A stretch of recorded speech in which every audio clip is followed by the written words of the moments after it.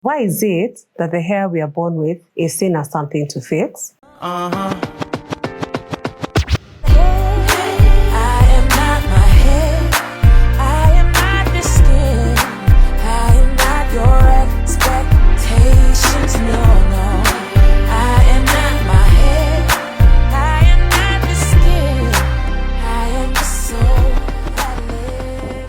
Hello, I'm Muthoni Njagi, a PhD candidate in clinical psychology right here in Nairobi, Kenya. There are many interpretations of beauty. There is straight, neat, acceptable, and even professional. But why is it that the hair we are born with is seen as something to fix? In Kenya today, natural African hair still carries silent judgment. In classrooms, in workplaces, even in the media. And over time, those judgments become internal voices. Voices that shape identity, self-worth, and mental health. For too long, natural African hair has faced judgment from what I call Eurocentric standards that crown straight, relaxed styles as the mostly professional look. In our schools, short hair policies hit our girls the hardest. Workplaces quietly sideline locks and afro styles. Media pushes weaves and wigs over the coils. There are echoes of deep-seated conditioning, messaging, and thinking that still shape how we see beauty and worth. Let me share my story because it's shaped my idea of hair. For over 25 years, since the age of 16, I wore perms, constant braiding, and weaves, whatever made me presentable in Kenya's professional spaces. Relaxed hair seemed more manageable and neat to me, who loves being tidy, and going natural felt risky. But in 2026, I started my locks journey. It's been a learning curve, relearning my hair texture after decades. Why? To show my daughters their natural hair is beautiful and worthy of care and nurture, no matter the twists, the afros, or the locks. This personal shift fuels my work in trauma-informed policies and community healing.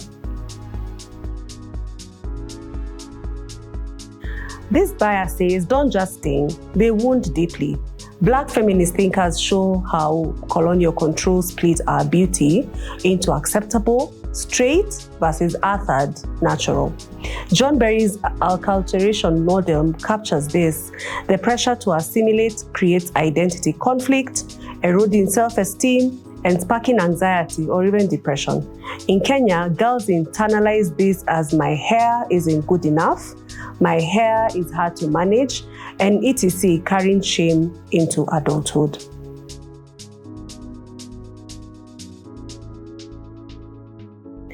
As clinicians, we can miss this. Hair discrimination gets pathologized as adjustment issues, ignoring cultural microaggressions. Instead, we can start our sessions by validating the following. How has your hair journey shaped how you see yourself? We can start to avoid generic fixes and blend trauma-informed CBT with Afrocentric affirmations that honor our clients' roots. This distinguishes cultural grief from clinical depression, building true resilience.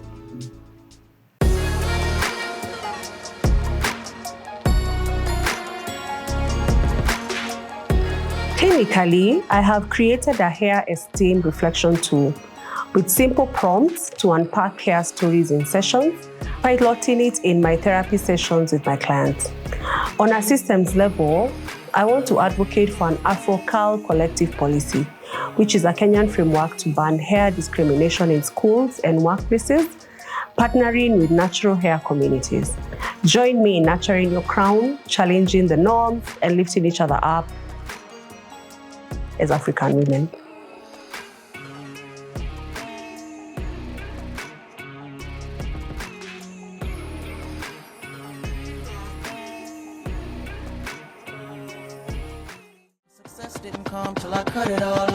This is not just about beauty, it's about identity, it's about dignity, it's about mental health, and it's time to reclaim our crown.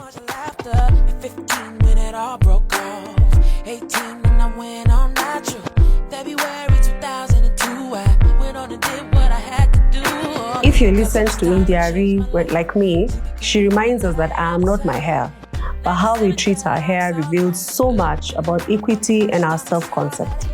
We can decenter these perceptions for mental health freedom in Kenya. Thank you for being here.